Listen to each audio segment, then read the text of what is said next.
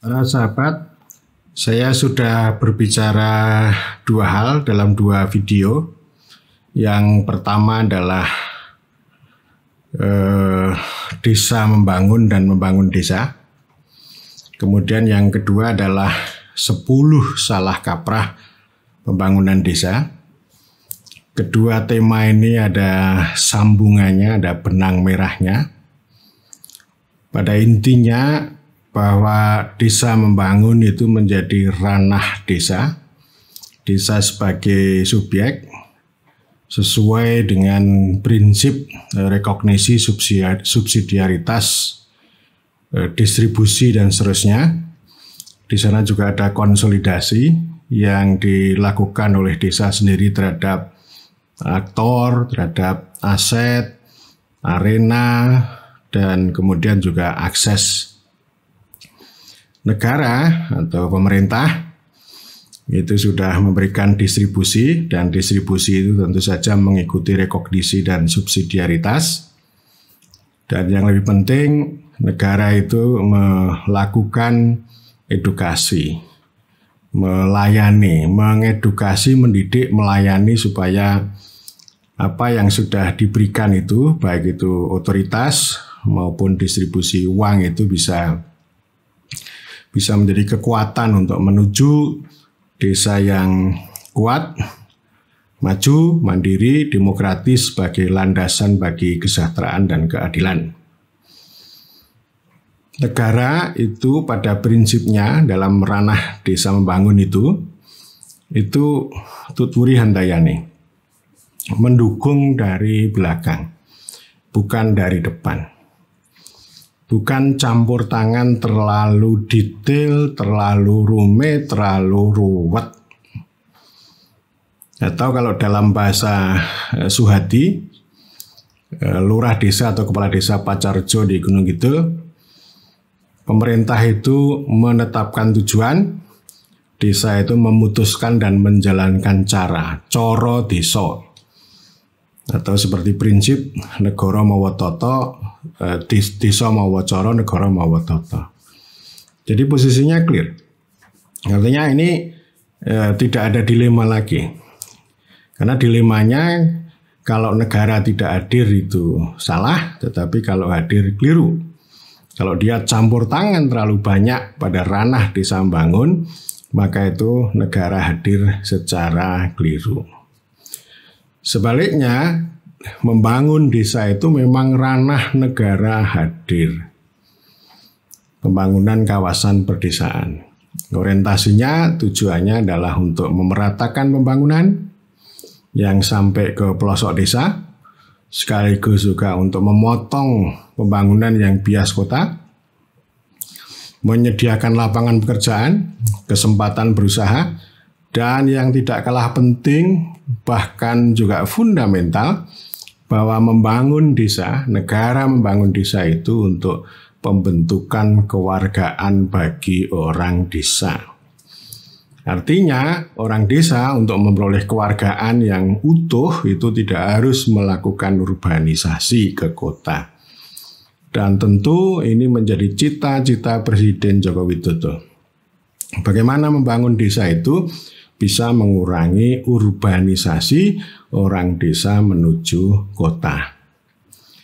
Membangun desa atau kawasan perdesaan itu senternya dengan peran pemerintah kabupaten kota dengan prinsip desentralisasi.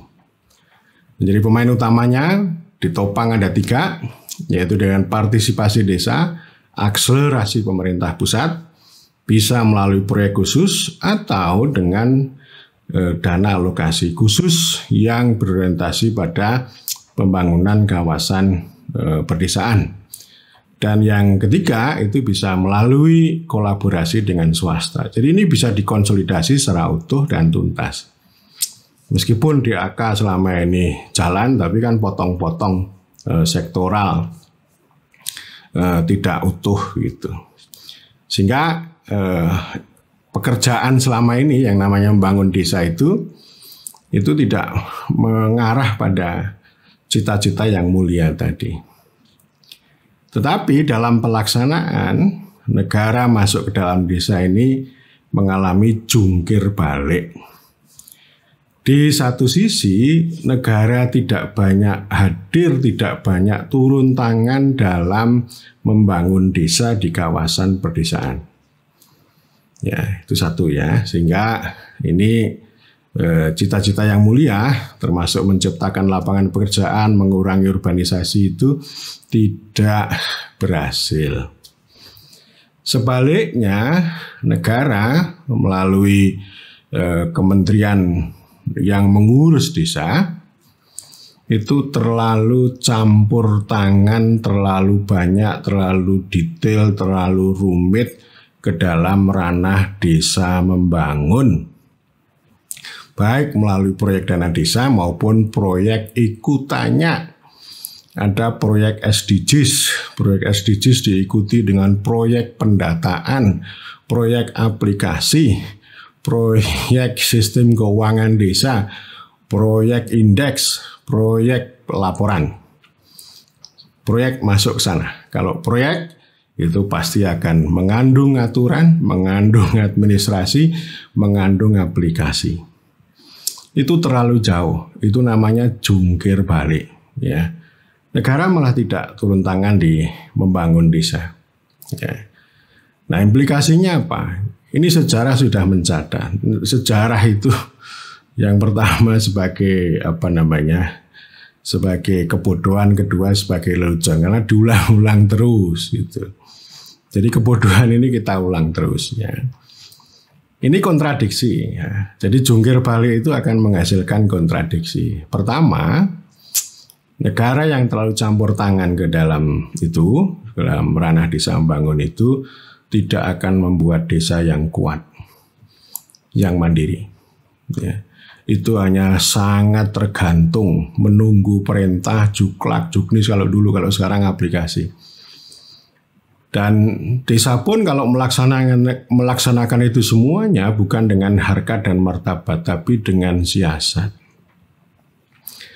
Termasuk misalnya kalau musyawarah desa itu tidak dipegang teguh dengan harkat dan martabat karena semuanya digerakkan dengan konsep indikator data perangkat aplikasi SDGs itu ya, itu satu. Kemudian yang kedua itu proyek itu menghasilkan banyak output, tetapi output yang seumur jagung. Kalaupun ada pekerjaan itu hanya sementara.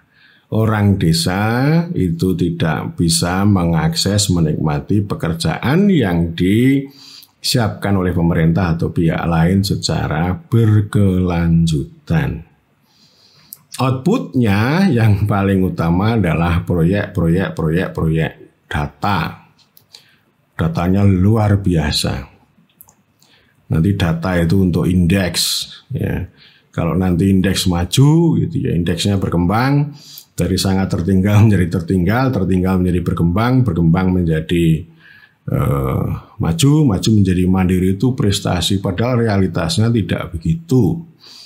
Ada banyak daerah yang menurut ukuran-ukuran indeks itu masuk dalam kategori desa mandiri, tetapi dimanipulasi, tidak dilaporkan menjadi desa mandiri. Kenapa? Karena ada perasaan bahwa kalau sudah menjadi desa mandiri maka tidak akan diberi uang. Ya, itu kalau dinilai wah ini nakal nih, jahat nih. Kalau saya enggak, itu bagian dari negosiasi kok. Ya, jadi biasa desa itu negosiasi begitu, meskipun nanti kalau dikoersi, diancam, ya akhirnya tunduk juga begitu. Ya, jadi ini outputnya ya begitu saja. Jadi outputnya bukan untuk menciptakan lapangan pekerjaan yang berkelanjutan. Ya.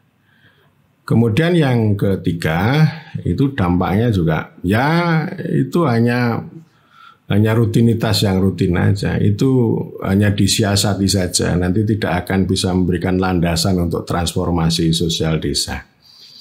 Institusi desa, struktur desa tidak akan berubah karena semua itu teknis ya, itu itu SDGs itu industri ya, yang tujuannya baik, caranya keliru, nanti hasil dan dampaknya itu nanti dulu. Ya, itu industri saja. Dan di sana ada depolitisasi, itu kan sesuatu yang sangat teknis.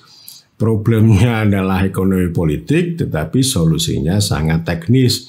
Ini yang disebut dengan ilusi teknokrasi. Dan karena itu, ya sekali lagi ini nggak ada emansipasi nih. Ya, ini hanya pesuruh saja. Desa itu hanya pesuruh, objek, target. Sehingga kalau desa itu tidak menjadi subjek, tidak bisa menjadi kekuatan emansipatory, maka ya itu hanya istilahnya hanya proyek yang plunglap saja. Proyek seumur jagung aja, nanti siklus lagi gitu. Jadi kalaupun sekarang menghasilkan output, nanti tidak lama lagi output itu akan hilang. Ya sama dengan pekerjaan musiman 2 minggu dan sebagainya. Jadi serabutan. Dan tentu ini yang keempat ini cara-cara seperti itu tidak memberikan kontribusi yang besar untuk membentuk kewargaan orang desa.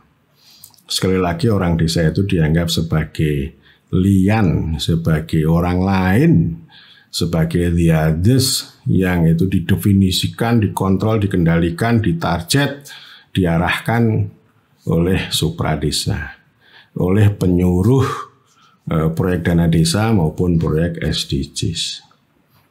Ya, jadi kalau kita mau memperkuat desa, memajukan desa, memandirikan desa, menyejahterakan orang desa, maka tadi harus tegak lurus. Ya. Jadi ranah desa membangun itu memang harus kita letakkan menjadi subjek, menjadi desa sebagai subjek, agar desa itu punya emansipasi pada republik dan kepada masyarakat setempat, dan seharusnya negara itu turun tangan yang lebih banyak, lebih intensif, terkonsolidasi dengan baik pada ranah membangun desa di kawasan perdesaan. Ya, jadi ini omongan saya ini bisa dicatat. Nanti suatu saat itu akan kelihatan. Sama juga setiap proyek, baik proyek Orde Baru maupun proyek yang namanya PNPM itu, dulu omongannya, konsepnya, variabelnya, indikatornya, datanya hebat semua. Tetapi apa hasilnya? Ya, data. Ya, hasilnya data. Data itu untuk laporan, untuk pertunjukan. Tetapi saya punya keyakinan bahwa data yang dihisap dari rakyat desa itu tidak membawa perubahan yang bermakna kepada mereka yang didata. Itu hanya digunakan untuk kinerja oleh para penyuruh, oleh para pengelola proyek, termasuk untuk pertunjukan. Ya, inilah ya saya terus-menerus untuk berkampanye, melakukan advokasi. Paling tidak saya dengan para kepala desa, para pemimpin desa di bawah itu, udahlah aturan-aturan ini, kekuasaan ini, ya, itu tidak perlu dijalankan dengan harkat martabat dan hormat, tapi cukup dengan siasat.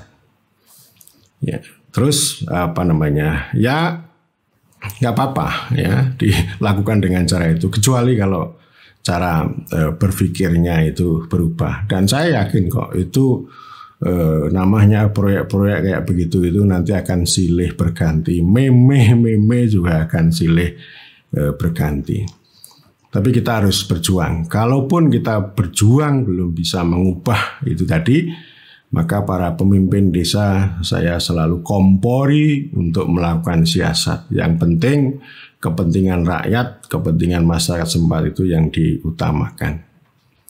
Bukan kepentingan yang para penyuruh, para pengelola proyek itu. Kalau perlu itu ditipu-tipu saja, tidak ada masalah. Ya. Jadi yang penting rakyat ini ya nomor satu. Musyawarah desa itu nomor satu. Jangan sampai musyawarah desa itu dikalahkan dengan indikator, dengan perangkat gitu. Tapi ini harus utama. Ini bagian dari kita itu mewujudkan semangat konstitusi, semangat republik. Terima kasih.